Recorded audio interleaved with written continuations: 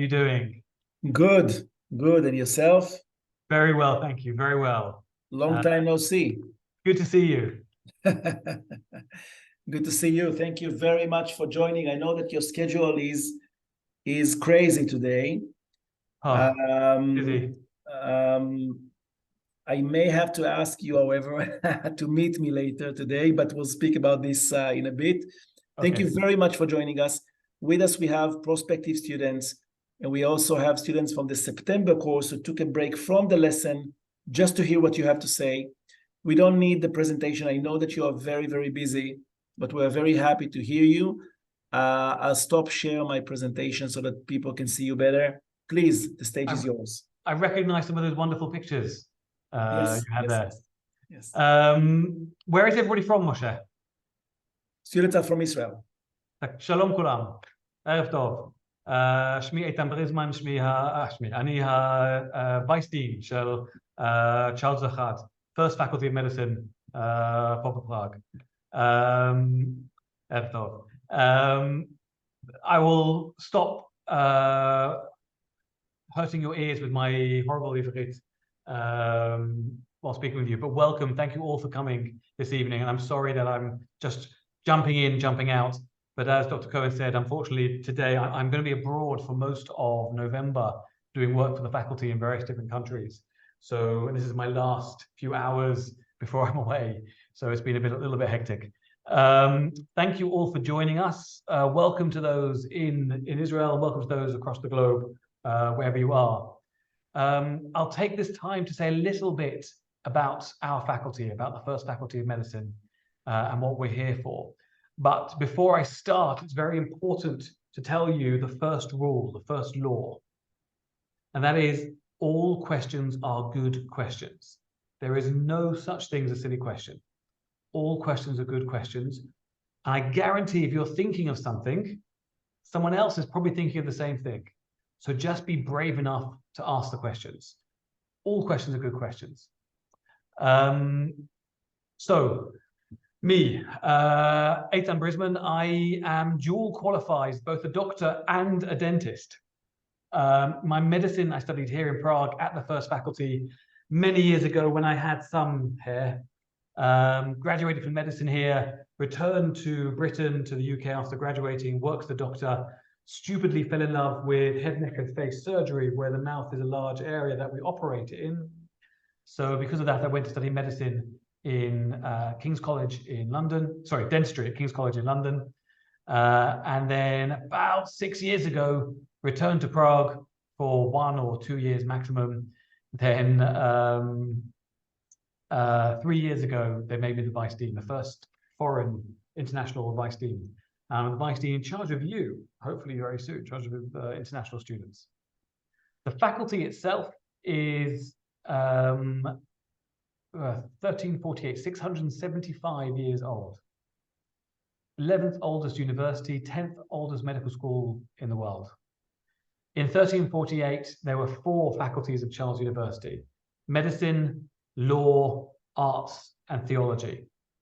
Now, there are 17 faculties of Charles University, of which there are 5 medical faculties. 3 of them in Prague, first, second, and third faculty, 4th in Pilsen, and 5th in Hradec Králové. 5 medical faculties, because during the 20th century, second half of the 20th century, with an explosion of population and different understanding in medicine, we created several more faculties in Prague. One was to be a specific pediatric faculty to train just pediatricians, and the other a public health faculty to train just public health physicians. We, of course, learned by the end of the 20th century that you can't have a pediatrician who's not trained in all medicine. You can't have a public health doctor who is not trained in everything. So those 2 faculties are also now general medicine faculties. At our faculty, we teach medicine and dentistry. We are the oldest faculty. We are the largest faculty. We have 4,500 students, of which about 3,500 are undergraduate students, and 800 of those are our international students, of which Israeli students make up now about 200 of that 800 students. So a quarter of our current international student body are Israeli, and now actually is about a third of our incoming students are Israeli. Part of this is because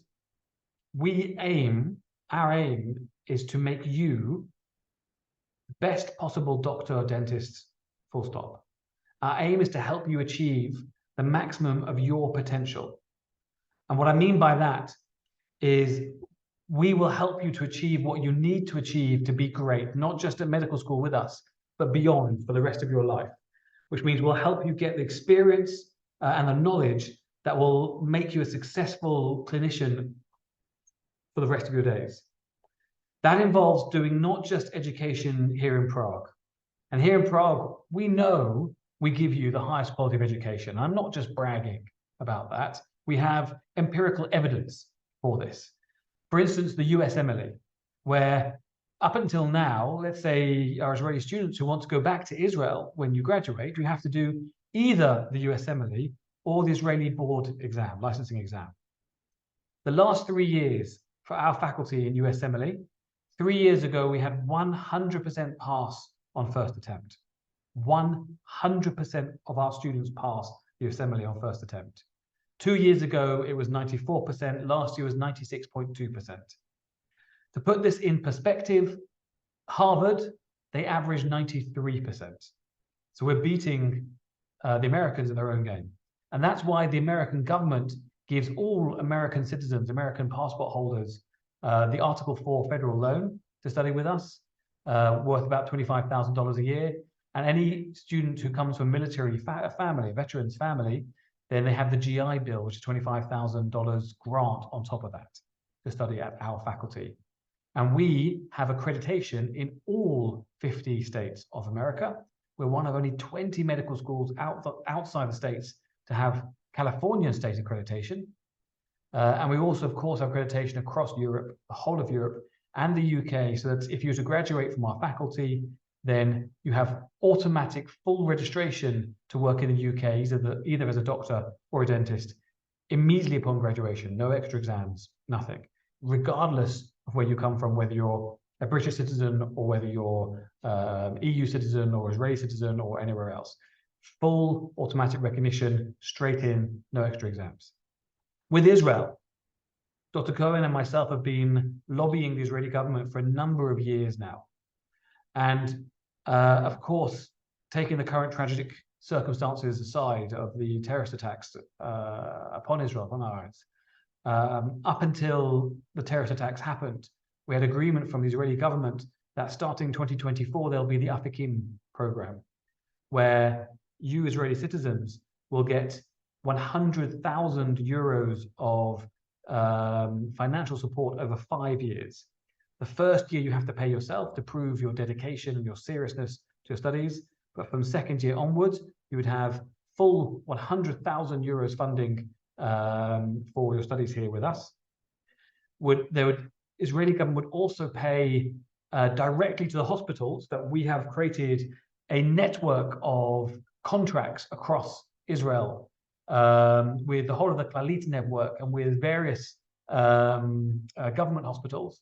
And we're even now in advanced negotiations with the Hebrew University in Hadassah in Jerusalem.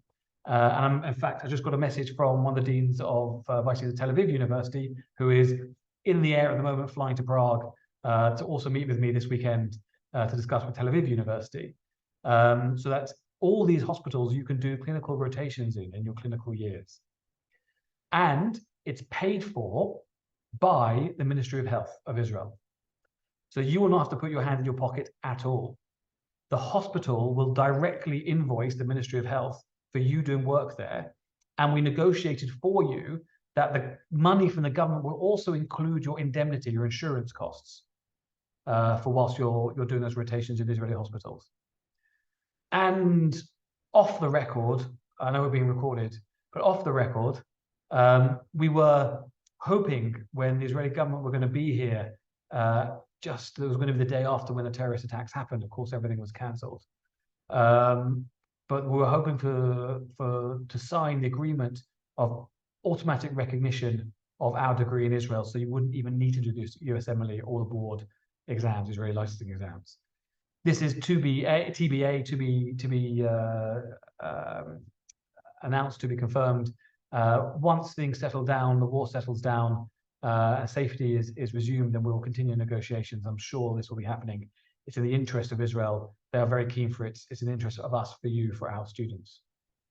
Our system is a traditional system.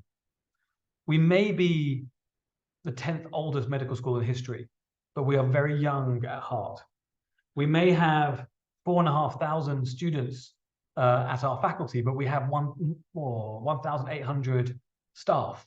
So it's about a 1-to-3 ratio of staff to students, which is extremely high ratio to have a really good, close relationship with our students. And we maintain a really close relationship. You will get to know and become friends with many of your professors. I'm still friends with some of my professors from here, from when I studied in the days when I had hair. But this is very different to other universities. Like when I went to dentistry at King's, there's maybe one of my professors then that I'm still friendly with. And remembering I was already a doctor, a surgeon at that time. Here, you genuinely make friends. We genuinely care about you. And when I mean that we're young, or when I say that we're young, I mean that we're young. Why? Is because the academic senate of the faculty, which is the governing body, the oversight committee of the faculty, the people who vote for who is the dean, who decide who a dean is, where the financing goes, because remember, we're a non-profit organization, we're a state university, what the curriculum is. This is all decided by the academic senate. The academic senate is made up of 30 people, 15 students, 15 professors, voted by the whole academic community every 3 years. I'll say that again, 50% of the oversight committee, of the governing body of the faculty, is you, the students. And that is what keeps us young, because it's you that dictate the direction in which the faculty continues going. We maintain a traditional based curriculum because we've got 675 years of experience saying that this is a good way of teaching medicine. What I mean by that is we believe in a pyramidal education system, starting with some sound building blocks to build your knowledge up and up and up and up. It's very similar to what you might find in Oxford or Cambridge and the other top world universities. And we have the highest of relationships, closest of relationships with universities like Oxford, Cambridge, St. Andrews, England, with various in the US and in fact across the globe. So in the first year, you'll be learning anatomy, what the bits of the body are and where they are. You'll be learning histology, which is the cells, the microanatomy. You'll be learning maybe some biophysics. In the second year, you'll learn physiology. Physiology is not what the bits are, but it's how they work. So you now know where the heart is, as Dr. Cohen's a cardiologist, is a good example. You'll now know where the heart is. And in the second year, you'll learn how the heart works, how it maintains blood pressure, how it creates blood pressure, how that helps perfusion of oxygen through, let's say, the lung tissues. Third year, you'll then learn pathology and pathophysiology. Pathology is when things break, when things go wrong. Pathophysiology is when they're not working right. But to understand pathology and pathophysiology, you've got to first know how things work. You can't know how to fix it if you don't know how it works or looks in the first place. So all this, a lot of information coming up. And from the fourth year onwards, it's purely clinical. I say purely clinical because in real terms, even from your first year, you'll be on the wards, meeting patients, you'll be doing nursing, you'll be doing all sorts of interactive work with patients, and our very high-tech, modern simulation center, medical simulation center. The medical simulation center is an integral, vital part of medical education, but it is an adjunct. What I mean by that, it goes alongside your current education. It doesn't replace it. It goes with it. And what it enables us is to give you a safe environment with these mannequins, which are, they are interacting with you, and they can change according to what you do. They can be pre-programmed to a certain program, or they can change proactively according to the treatments that you give. And these are mannequins. These are not live beings. These are mannequins. You can feel blood pressure. You can do all sorts of things. You can do. There's a obstetric one where you could do ultrasounds on the uterus, on the mother's abdomen. You can give birth, you can do episiotomy training, all sorts of things at the bedside of the simulation patient, where we want you to make mistakes. We want you to make mistakes because you learn from mistakes, and this is the safe environment to make them. So when you go to the bedside, which you will be doing from the first year, you will be more at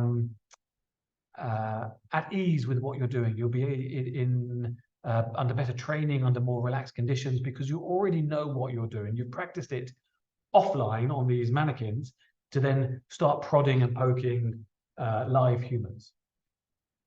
So from the fourth year, you will be doing just clinical rotations, all sorts of clinical rotations. And we actively encourage you to get experience abroad, to get experience in the healthcare system, the country in which you wish to work. So we have contracts, we have agreements with hospitals, universities across the globe. Of course, Israel, in England, in Germany, in the US, everywhere across the globe, where you can do clinical rotations either via Erasmus or via IFMSA or via direct contracts between us and those receiving, or by what we call free mover agreements, where if it's not one of the universities or hospitals we have a specific agreement with, that doesn't matter. We can create one specifically for you to do those rotations and make sure that they fulfill our curriculum, our syllabus, and you can do that clinical rotation there. What else to tell you? Come to Prague. Come and visit us. Come and see us here. Thank you. Thank you. Can you speak about the percentage of Israelis and other nationalities in Charles 1? So here at the First Faculty of Medicine, we have about 800 students on our international course of, let's say, 3,500 undergraduate students entirely. We have two parallel courses, Czech parallel, English parallel. Czech parallel is taught in the Czech language, English parallel is taught in the English language. We have some international students on the Czech parallel, we have some Czech students on the English parallel. There is, in the 800 students, there is something like 80 different nationalities represented, I think, approximately. But currently, and the figures I saw the other day, was 197 students are Israeli out of the 789 whatever students we have currently in our English parallel. So the Israeli students are 25%, are a quarter of our current student body. But the recent figures of you guys coming through is you make up not a quarter of our incoming, you make up 1/3 of our incoming students. And we love this. We are very happy with our Israeli students. And it's not just my bias, because בגלל אני גם אבא שלי מהארץ, אז אני גם מדבר עברית ואני גם יש, I forget the word, passport, Israeli. But this is because you guys do the best. You consistently, year after year, you make us all very, very proud that you achieve top grades in the exams here, you achieve those top grades in the USMLE, and you achieve wonderful things upon graduating and wherever you go. And in fact, I had a group of my professors, the heads of all our state exams, final exam subjects, in Israel with me at the end of August, I think it was, beginning of September, meeting in the Khalid hospitals in Meir, in Bellens and Schneider, in Asaf Rofeh, in Hadassah, in so on and so forth. We went to about 10 different hospitals across Israel. And speaking with the heads of the hospitals and the head teachers of the hospitals, what they told us was the first faculty students are often better than the local Israeli students studying in Israel, which we love, of course, makes us very proud of our faculty. But that's also because we are ranked above every medical school in Israel, apart from the Hebrew University in Yerushalayim.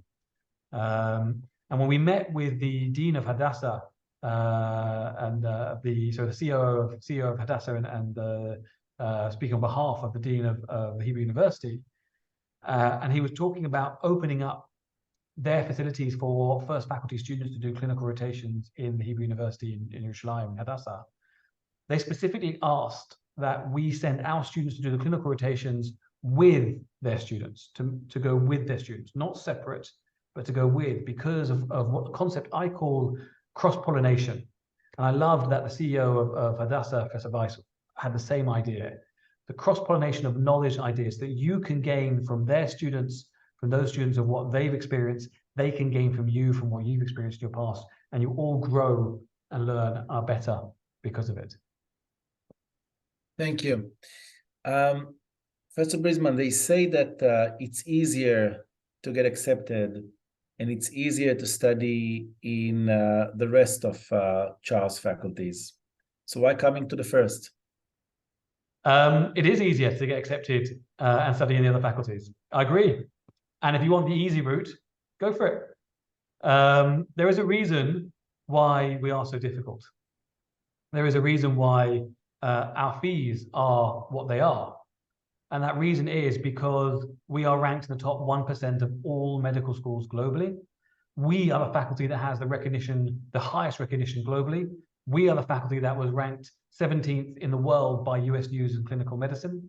We are the faculty that has the accreditations across the globe, that has, even from Germany, the German government will give 100% tuition fee on all 6 years to German students who wish to study with us, clinical rotations in Germany, and a guaranteed job in Germany. And this goes on with other countries as well. We are not easy. We are not easy because we need to maintain equality. We're not about the money. We're not a private university. We're a public university. We have what we call numerus clausus, which means we have a limited number of places available. That's about 150, 160 places for medicine in the first year and about 40 places for dentistry in the first year. We have more than 1,000 applicants across the globe every year. So it's about 8 or 9 applicants for each one place available.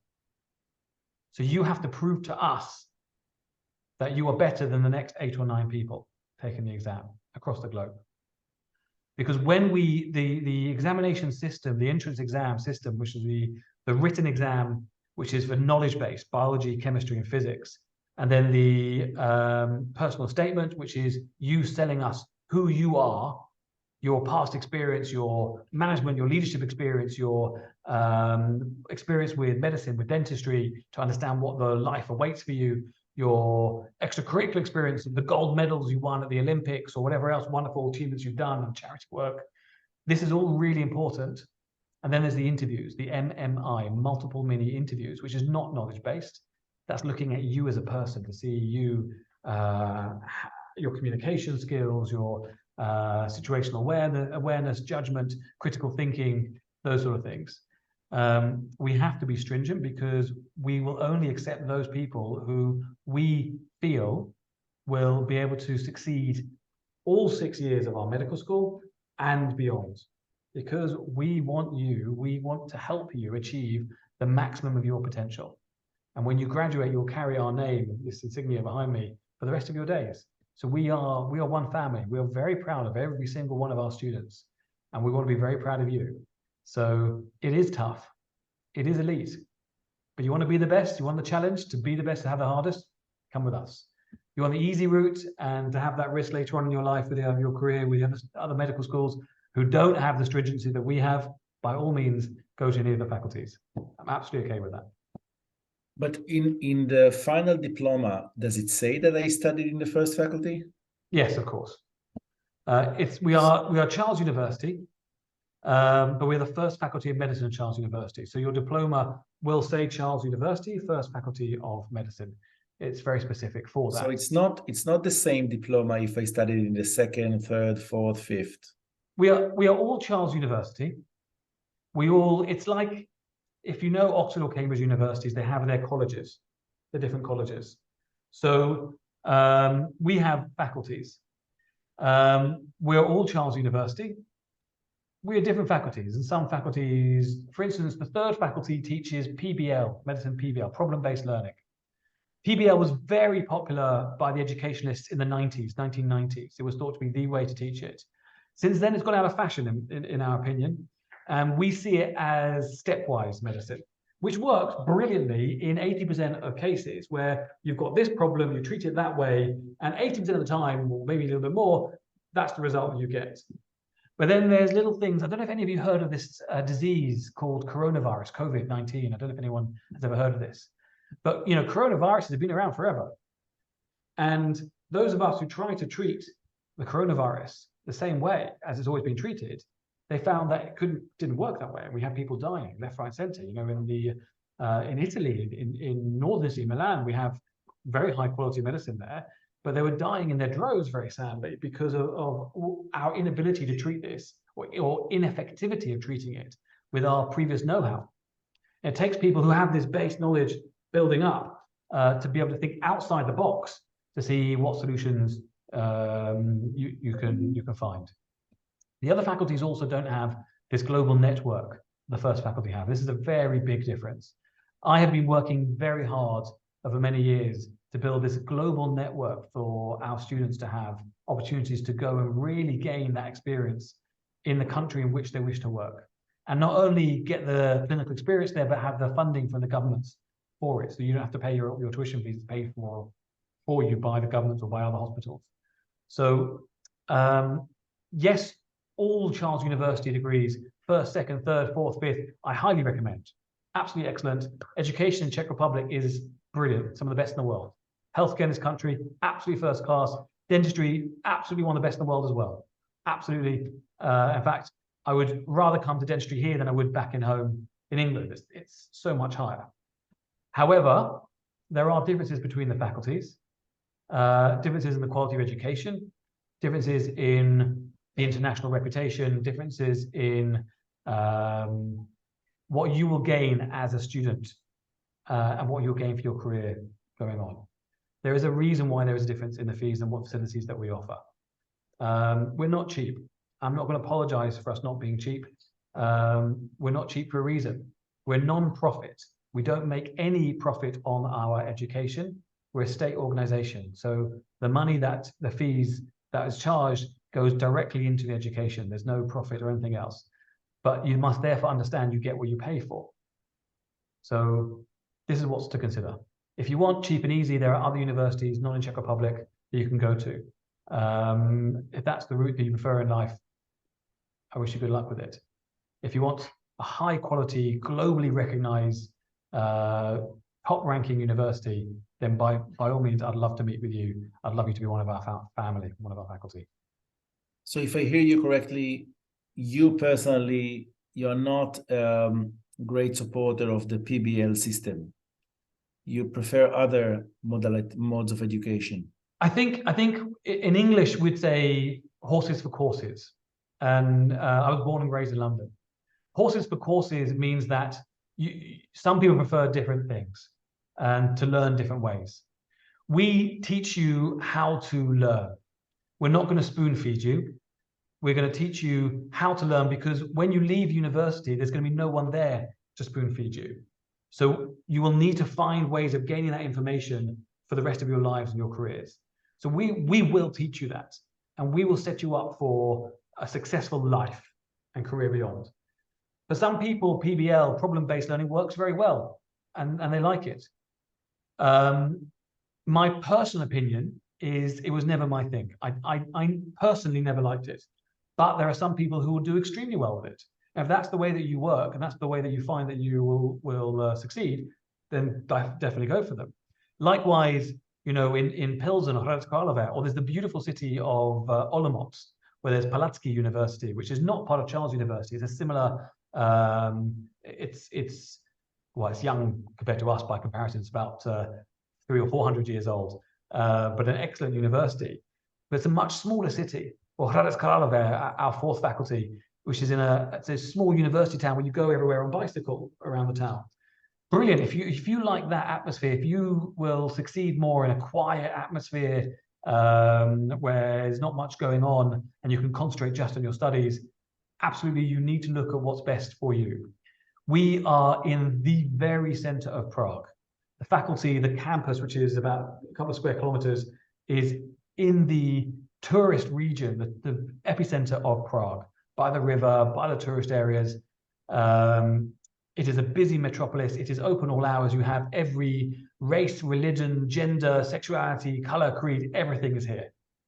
And with that, because we are the largest faculty, you will also be exposed to every type of specialty and subspecialty, all the rare disorders as well as the common stuff as well, which is really important for your career going forward.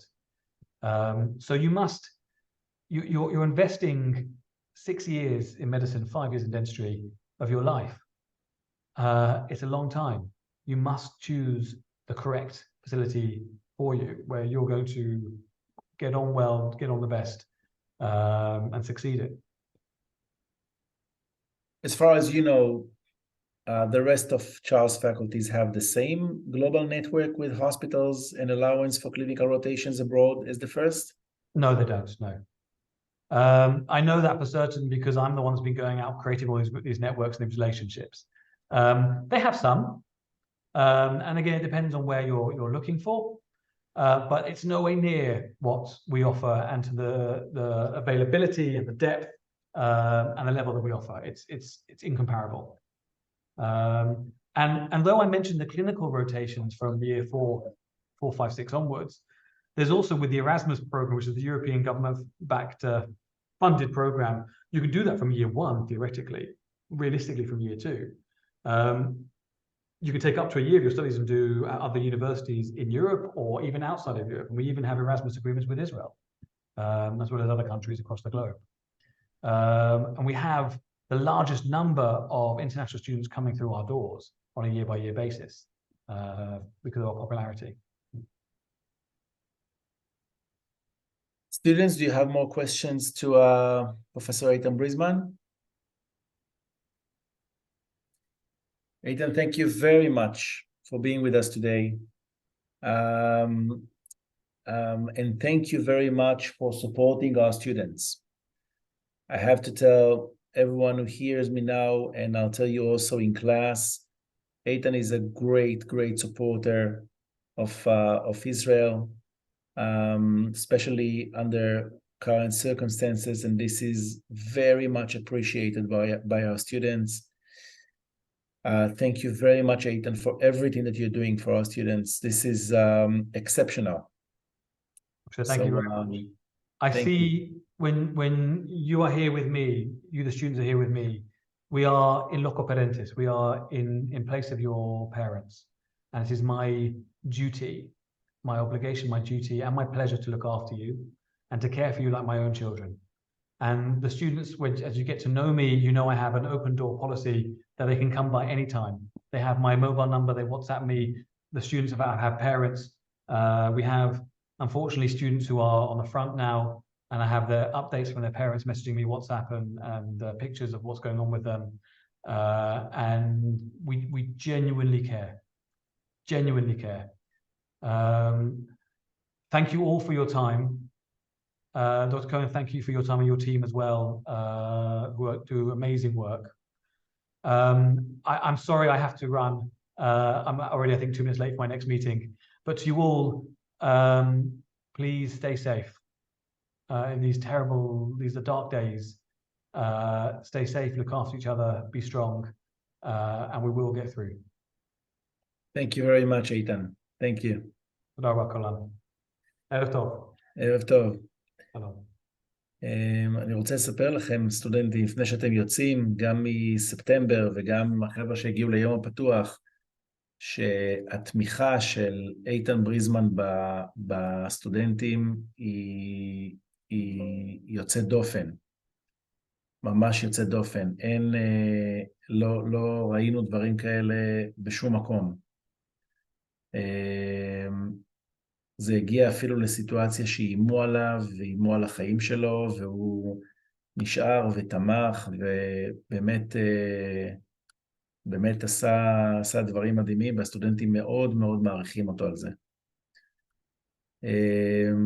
היו פה שאלות לגבי תוכנית אופקים, אז אני רק אגיד לכם שתוכנית אופקים, הקריטריונים לתוכנית אופקים יפורסמו בקרוב. אני מקווה ללווה את התוכנית הזאת גם כן, ונוכל לעזור לכם להגיש מועמדות. אבל הקריטריונים של משרד הבריאות יפורסמו בקרוב, תוכלו לקבל אותם.